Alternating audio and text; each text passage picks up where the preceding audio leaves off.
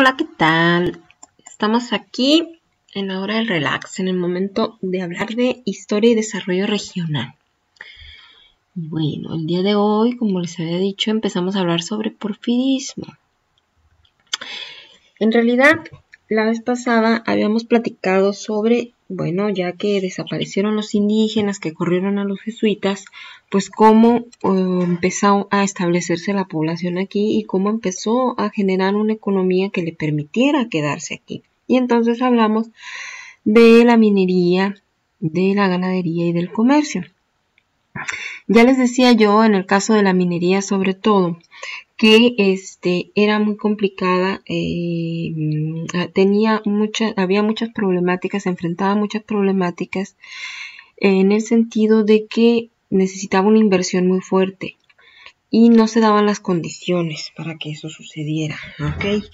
Bueno, y por eso la minería va a quedar como una, como se va a realizar, pero solamente de manera muy precaria, de manera superficial, decíamos. Bueno, esta situación va a cambiar radicalmente a partir del porfirismo.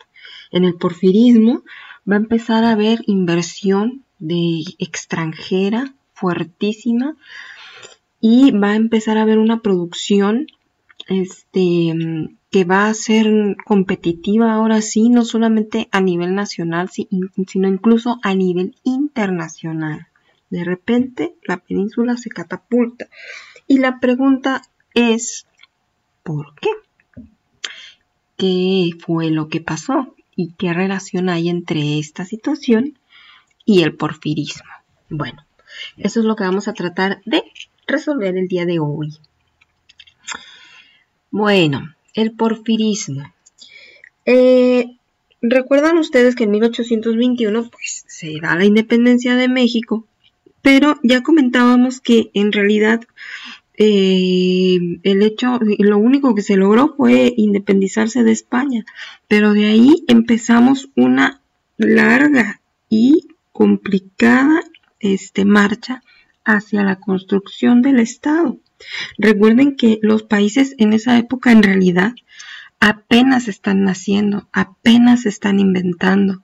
No había un manual de cómo hacer un país, de cómo debíamos funcionar. Y por supuesto, pues había ideas, ¿no? Cada cabeza un mundo.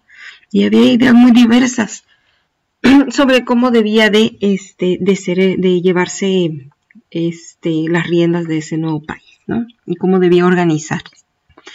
Pero eso no era todo. Recordemos que la economía había quedado totalmente devastada, que la población estaba mermada y por lo tanto la mano de obra, que además éramos nuestro territorio, México está atravesado por sierras, es muy grande y además su geografía pues no facilita la comunicación entre el norte y el sur, por ejemplo. Y además de eso, la población estaba dispersa, muy dispersa, ¿no? Favoreciendo la creación de pequeñas localidades con pequeños cacicazgos, ¿no? Pequeños tiranillos o gobernantes o gente con mucha influencia local. Y además, por si fuera poco, muchos de ellos ni siquiera hablaban español. Okay, y pues la mayoría de la gente no había ido a la escuela, siquiera no sabían ni leer ni escribir. Y bueno, esto todavía, ¿quiénes iban a andar cómo hacer para, imagínense, tener la conciencia, la visión, la preparación para determinar cómo debe de hacerse un país? Entonces la cosa estaba complicada. Y pues ya sabemos que se van a agarrar del chongo, ¿no? Los liberales contra los conservadores. Bueno, esto daba muchísima inestabilidad política, pero también económica. ¿Por qué? Pues porque es el periodo de la historia de México en que más presidentes ha habido. O sea, a veces ya duraban un año y ya habían durado mucho. Otras veces se llevaban meses, ¿no? Cuando mucho de diferencia entre uno y otro. Y el problema era que pues llegaba un liberal y ponía sus reglas, te daba un título, pongamos que te daba un título de propiedad y al mes siguiente ahora es un conservador y pues todo lo que dijo el liberal fuchi, ¿no? como dicen ahora, chihuácala. Y bueno, entonces pues no había quién va a invertir, quién va a poner todos sus ahorros en una propiedad que el día de mañana llega otro gobierno y te dice que ya se acabó, ¿no? Así que bueno, toda esta inestabilidad económica y política va a perdurar durante más de 50 años, ¿ok? Hasta que finalmente llega, bueno, esto no se ve con más detalle, obviamente, si estuviéramos hablando de historia de México, pero recordemos que esto es historia de Baja California Sur. Bueno, entonces, toda esta inestabilidad pues va a encontrar su fin con la llegada a la presidencia de la República de Porfirio Díaz, del general Porfirio Díaz, en 1876. Bueno, y va a estar más de 30 años en el poder. Bueno, tiene un pequeño periodo en el que no es del 80 al 84, pero regresa, ¿no? Y no dejó de tener influencia política, así que bueno, para efectos de lo que estamos platicando aquí, baste decir que don Porfirio va a tener bajo su mando al país, va a lograr centralizarlo. No crean que llegó y nomás por su linda cara.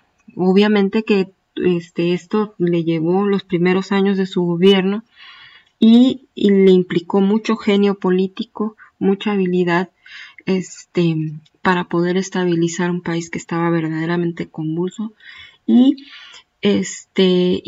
mucha inteligencia para atraer a gente muy capaz que le ayudó a organizar la administración y la economía de México. Entonces, Porfirio Díaz pues le va a dar esta estabilidad al país. Y en cuanto a la política económica, pues Porfirio Díaz, al igual que Benito Juárez, era un liberal. ¿Y qué significa esto de liberalismo en la cuestión de la economía? Bueno, es esta idea de los primeros teóricos del capitalismo que quieren vender, ¿no?, la utopía de que el capitalismo se regula solo a sí mismo, ¿ok? ¿Qué quiere decir? Que tú pon a competir las cosas libremente, ¿no? Y ellos solitos se van a regular los unos a los otros. Por ejemplo, si yo digo, ay, es porque la pregunta eterna y la pregunta que sigue existiendo aún en la actualidad es, ¿qué tanto tiene que intervenir un gobierno en la economía, ¿no? Y entonces el liberalismo, si le hacen esa pregunta, va a decir, el Estado no tiene que intervenir, el Estado tiene que participar lo menos posible. Yo me lo imagino, pues no sé, cada quien su cultura, ¿verdad?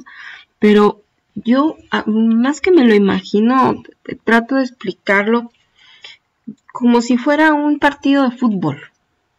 Entonces, el Estado es el árbitro y el Estado es el encargado de que la cancha de fútbol esté en buenas condiciones, que las porterías midan lo mismo, que el balón sea el balón que tiene que ser y que la gente siga las reglas que tiene que seguir. Pero nada más, no debe intervenir. O sea, si ve a uno chaparrito, no va a ir a regalarle un banquito, unos zancos, o no va a detener a alguien que porque es más grande y fuerte para que no le vaya a pegar al otro. ¿Okay? Se supone que el gobierno no debe de intervenir, debe dejar que libremente peleen. Y el que tenga más saliva, pues tragará más pinola. Y pueden decir, oye, pero por ejemplo, si los empresarios quieren pagarle muy poquito a los trabajadores. Y el liberalismo que dice, no te preocupes, porque acuérdate que los trabajadores también son compradores. Entonces, si el empresario les paga muy poquito por producir calcetines, ¿quién diablos les va a comprar los calcetines? Entonces, es esta idea de que la economía se regula un poco a sí misma, ¿no? Estoy hablando yo no soy economista, lo estoy hablando de manera muy, muy burda y muy general. pero es para que se tenga una idea de que en realidad, y lo que hay que fomentar es la inversión, que haya más competidores, ¿ok? Ahora, en el caso de México, ¿quiénes podían querer participar en el juego del desarrollo económico? Pues los que tenían capital, pero para empezar, obviamente ya se pueden imaginar que no había tantísimo capital en México. La economía estaba basada en la agricultura y sabemos de estos grandes hacendados, ¿no? En las películas de Pedro Infante y Jorge Negrete y vemos, ¿no? Las haciendas, un poco cómo era la vida de estas haciendas. Pero no nos debemos de imaginar a los hacendados que porque eran los que tenían, eran los dueños de las tierras y que tenían un cierto nivel económico, no quiere que no se comparaba obviamente con el del campesino que andaba en Guarache y que nomás le trabajaba sus tierras, pero no por eso nos lo debemos imaginar a este hacendado como muy letrado para empezar, ¿ok? No es que fuera a la escuela, la mayor parte de los hacendados probablemente mal sabían leer y escribir o ni siquiera sabían leer y escribir. Y luego tampoco se los imaginen con un capital guardado ahí ni abajo del colchón, ni en un banco, ni en ningún lado. Muchas veces vivían del crédito, ¿ok? Y bueno, y los que llegaban a tener, los capitales que llegaban a existir en México, normalmente eran muy tradicionales, muy tradicionalistas. Entonces no había, les digo, esta visión de finalmente entrar de lleno en las revoluciones industriales y apostarle, ¿no? Además de que no había las condiciones, porque imagínense, ok, el hacendado de allá de medio de la Sierra Lacandona quiere poner una Guayán, donde ustedes gusten, quiere poner, ¿no? Una fábrica de calcetines, pues me gustan los calcetines, más si son calientitos. Bueno, y te consigues la maola que le invertiste y compraste la máquina, pero estás allá en medio de quién sabe dónde. No hay manera de que llegue ya que conseguiste traértela quién sabe cómo, en burro, en mula, en no sé qué, tienes que conseguir el que la sepa utilizar, y si se descompone, conseguir y luego que tienes el montón de calcetines, ¿cómo los vas a sacar? Si hay selva, si hay sierra y no hay medios de transporte, en mula todo. Entonces, no existía todo lo que es infraestructura, carreteras o ferrocarriles, electricidad, todo esto es lo que yo entiendo como la cancha de fútbol. La infraestructura son que la cancha tenga las condiciones para que yo pueda jugar ahí, ¿ok? Entonces no existían, la cancha estaba en pésimas condiciones. Así que era muy difícil, pues, el objetivo de Díaz era lograr que hubiera inversión, buscarse jugadores, y pues los mexicanos no eran la mejor opción, ¿ok? Y por eso estaba la apertura total a la inversión extranjera, ni siquiera particularmente estadounidense. De hecho, hasta probablemente Díaz prefería la inversión europea que la americana, pero no se ponían chiquiones. El inversionista extranjero que quisiera venir, pues que venga, y con una política totalmente de puertas abiertas, ¿no? Y pues una manera un poquito más fea de decirlo, brazos, piernas, todo abierto, ¿ok? Verdaderamente impresionante. Es ponerlos entre algodoncitos, tratarlos con pincitas y todo lo que quieran, pidan y gusten y manden los extranjeros, a una costa sobre cualquier derecho de cualquier mexicano. Y aquí es en donde está la leyenda negra de Porfirio Díaz, porque finalmente le funcionó la economía con Porfirio Díaz. Se va a estabilizar. Tal vez el único gobierno que puede presumir que tenía una balanza comercial estable, o sea que según él no eran mayores los gastos que los ingresos. Pero también es cierto, y bueno, y con este auge económico, ¿no? Cuando decimos que hay mucha inversión extranjera, estamos hablando de que el 76%, por ejemplo, ya en números netos, en 1910, de las 170 sociedades anónimas, el capital extranjero controlaba 130, es decir, el 76%. Y esto es nomás de las sociedades anónimas, ¿ok? Estaban metidos en todas las ramas principales. Pero les digo, la economía se fortaleció. ¿Y qué fue una de las cosas que hizo Porfirio Díaz? Pues arregló la cancha. ¿Y qué es esto?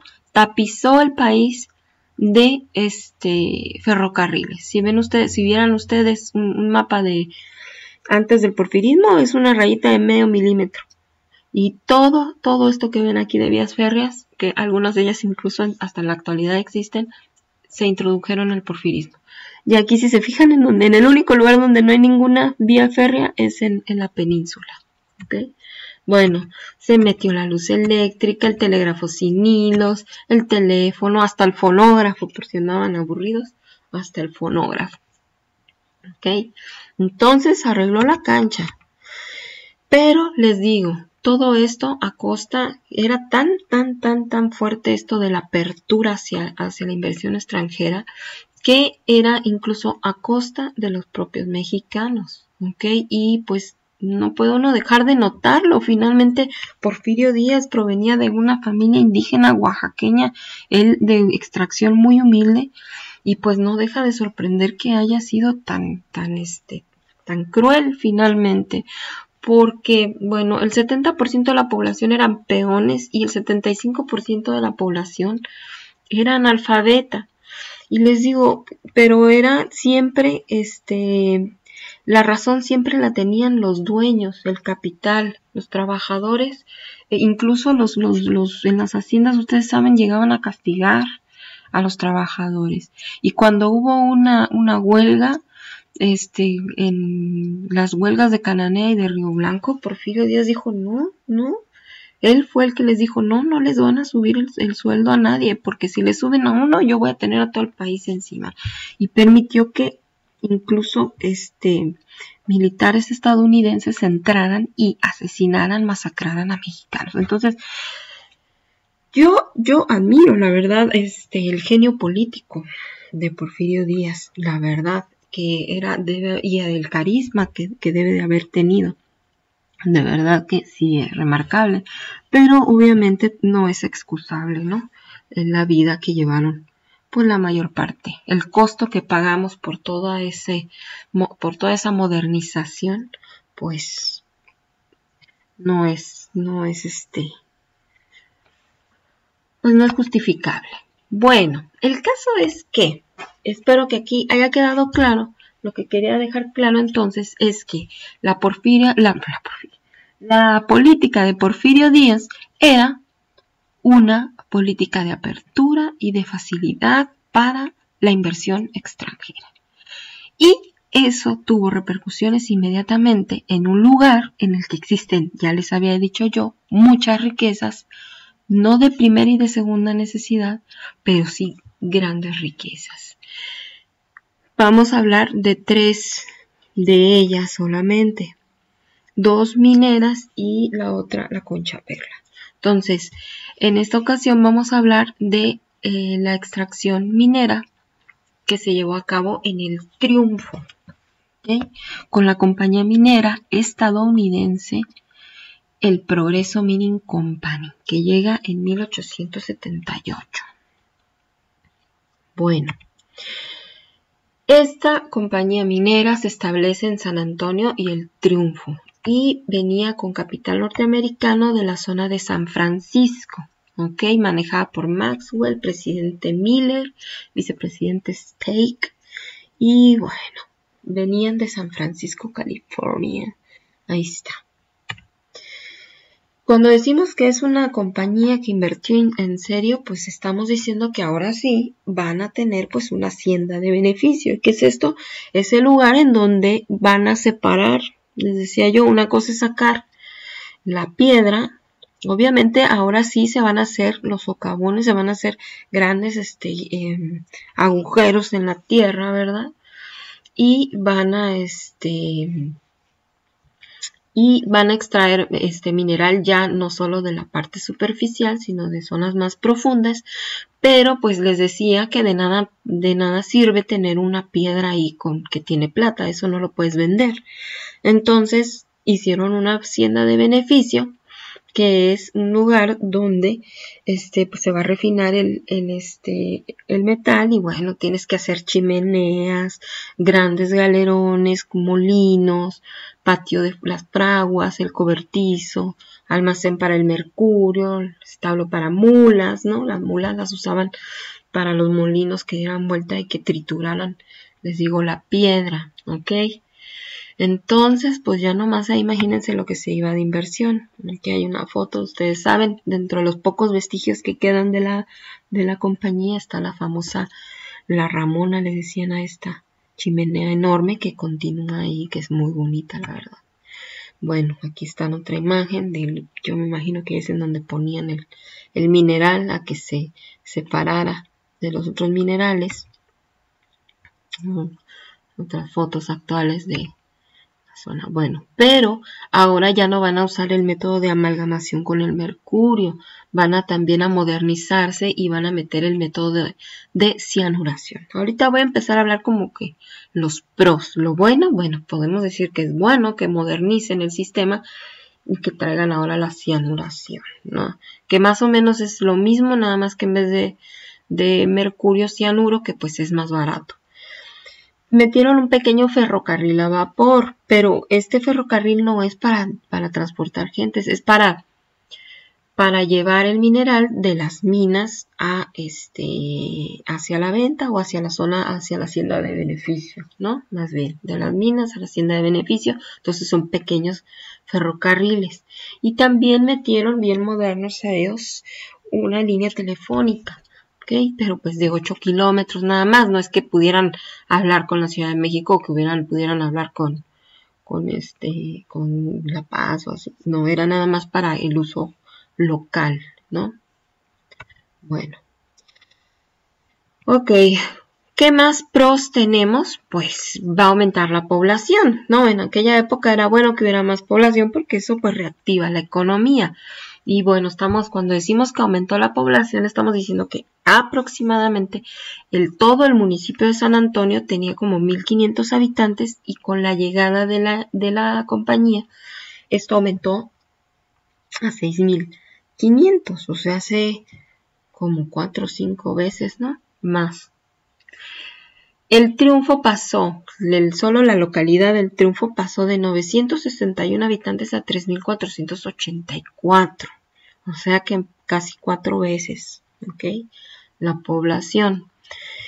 Obviamente esto va a traer aparejado un proceso de urbanización. Pues ya con más población necesitamos tener pues un mercado, que haya tiendas, una escuela, que la biblioteca, a la escuela, y que las calles hay que arreglarlas, y hasta cárcel necesitamos, ¿no? A los baquetones. Bueno, por supuesto que también la existencia de más población significa reactivación de la economía, y pues la gente necesita ropa, abarrotes, panaderías, restaurantes, hasta la cantina, ¿no? Y la botica, donde pues lo que sería como la farmacia, y pues por supuesto que la ganadería también se va a ver favorecida, ¿no? La producción ganadera. Entonces, pues, hasta ahorita, ¡uy! ¡Qué bueno que llegó el progreso! Crecimiento económico. Y bueno, vemos aquí, podemos ver como algo bueno, pues, que además de que llega gente, pues es gente de muy diversos lugares. Una de las características del poblamiento de Baja California Sur, del proceso de población, es que va a llegar gente de todas partes del mundo. Verdaderamente aquí va a haber colonias francesas, inglesas, italianos, hasta filipinos va a haber, ¿no? Ahí esto pues es como una pequeña muestra. Aquí habla de 1 a 1, pero en realidad este era más o menos el tipo de flujo de población. Si se fijan, además, esta tabla es de apenas el año en que se fundó la mina, ¿no? Entonces, pues franceses, ingleses, portugueses, alemanes, estadounidenses, por supuesto, griegos, hondureños, españoles, italianos, chilenos. Ok, no sé por qué se separaron ahí a los grandes. Y les digo, incluso filipinos y de otras partes. Entonces, bueno, llega mucha población, y además población de todas partes del mundo, y eso es good. Bueno, pues ya se me acabó lo bueno. O yo soy muy negativa o no sé. Voy a empezar entonces a hablar de cuáles fueron las cosas que pues de repente que no estaban tan bien. Y a criterio de cada quien al final de la exposición, de quedarse meditando, ¿verdad? De ¿nos convino o no nos convino? Sería la pregunta, ¿no? ¿Nos salió más caro el caldo que los frijoles o cómo estuvo este show? Bueno, pero eso se lo voy a dejar a cada quien para que luego no digan que yo ando de intrigosa. Bueno, entonces, contras. Por supuesto que había muchos puestos, más trabajo, pero pues los mejores trabajos y los bien pagados y los que implicaban menos riesgo y que eran menos pesados, pues no eran para los mexicanos, esos eran pues para los estadounidenses, ¿ok? Y bueno, como ahora, ¿no? Que dicen que reactivan que bueno, que van a traer el turismo, pues sí, pero nos traen puro trabajo de recamarera, pues no, ¿verdad? Bueno, pero ya, están de habladores. Ok. Y bueno, una pequeña muestra de ello que viene citada esta tabla en una tesis de Alejandro Telechea. Es que tenemos, miren, el herrero, por si no me creían, en 1881 está esta tabla: el herrero inglés, el caldero inglés, el fundidor inglés, el hornero inglés, el ensayador estadounidense, el ingeniero de minas sabía un inglés, un alemán y un francés, o sea, aquí lo mexicano, pero para nada. Carpinteros, inglés, estadounidense y portugués. El maquinista es un inglés, un italiano, un alemán, hasta comerciantes franceses, italianos, alemanes, portugueses, españoles, ¿ok?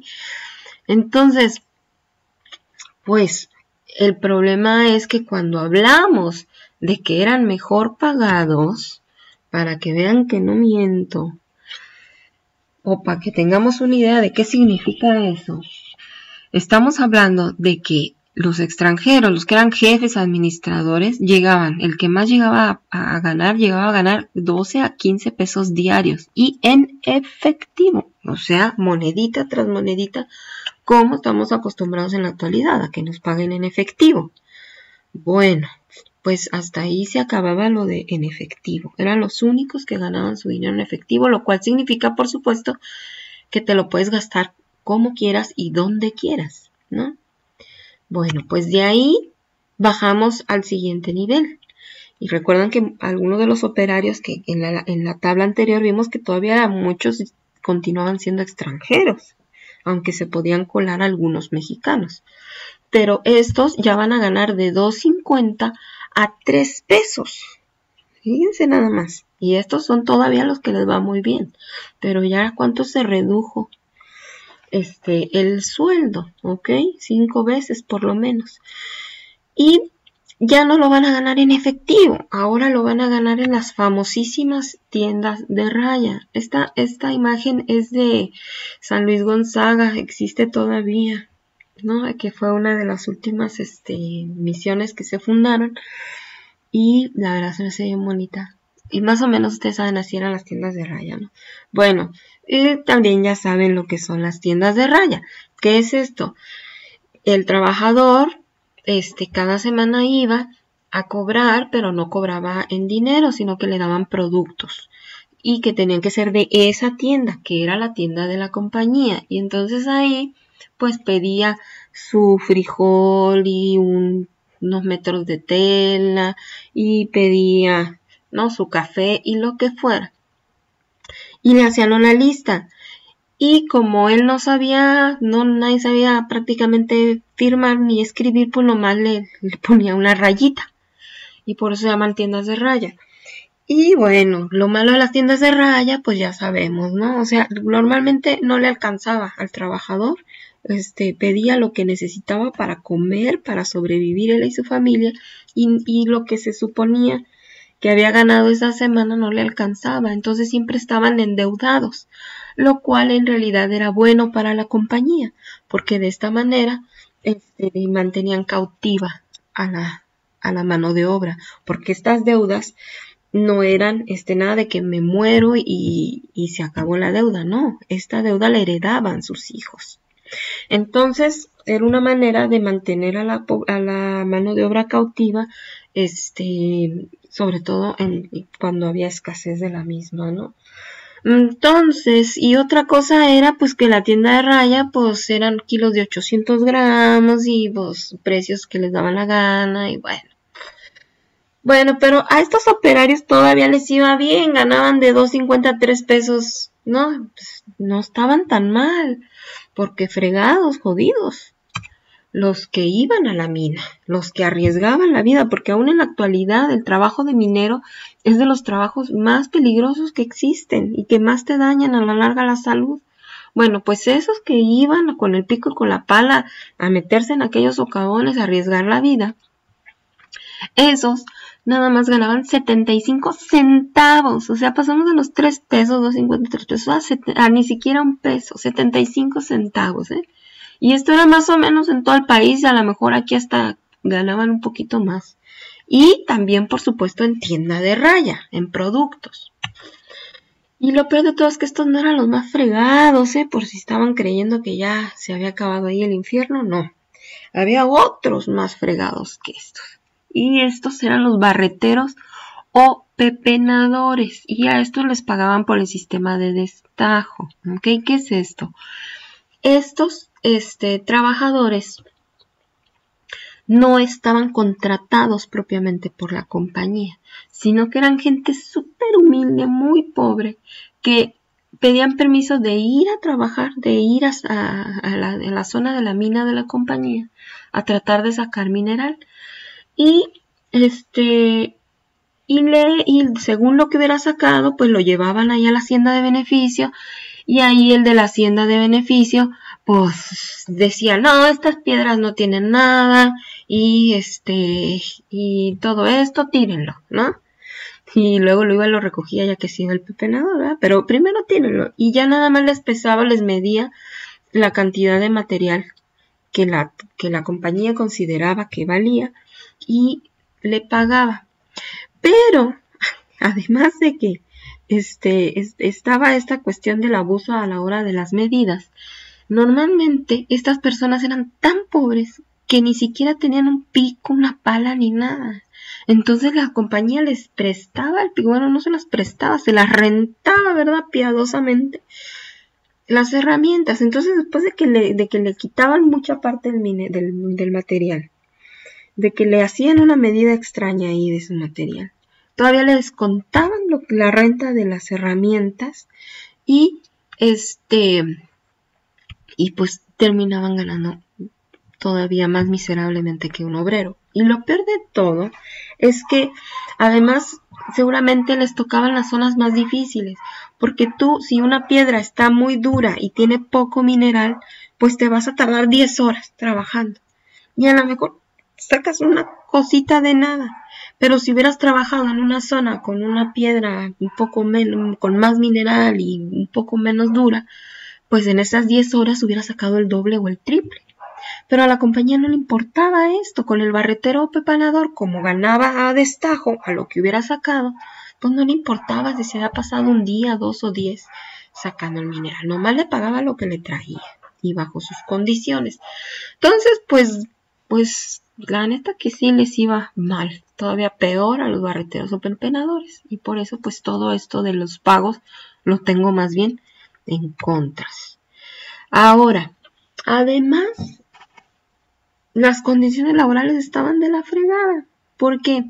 Porque resulta que cuando se te ocurre a ti hacer un hoyo, tremendo hoyo en el suelo, pues vas a tener dos problemas. Uno, que se va a inundar y vas a tener que estar constantemente sacando agua. Dos, que se va a tender a colapsar aquella cosa, ¿ok? Y por lo tanto tienes que meterle lo que le llaman ademes, o sea, tratar de sostener el techo del hueco ese con madera.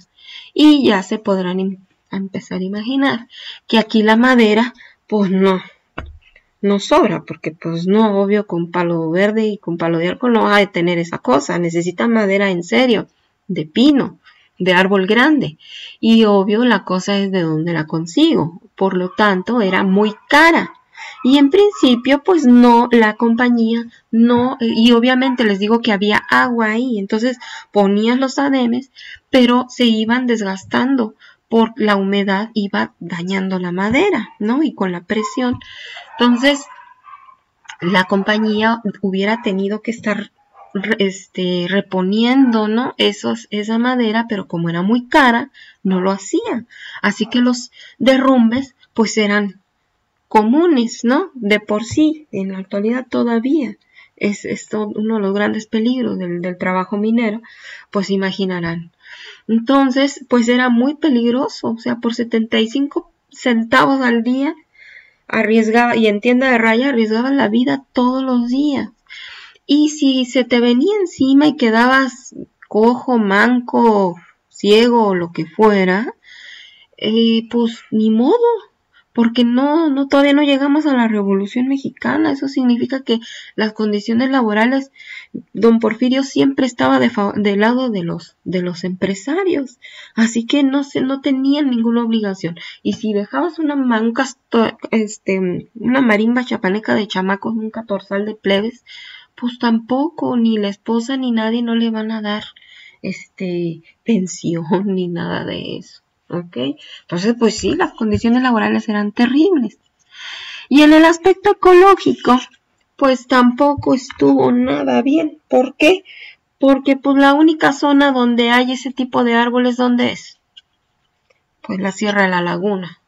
Así que llevaron a cabo tala inmoderada también de la zona de la Sierra de la Laguna. Y bueno, estos jovencillos. Foto de la Sierra de la Laguna. Bueno, otro contra. Se apropiaron de las tierras circundantes, incluyendo ranchos y rancherías. ¿Por qué?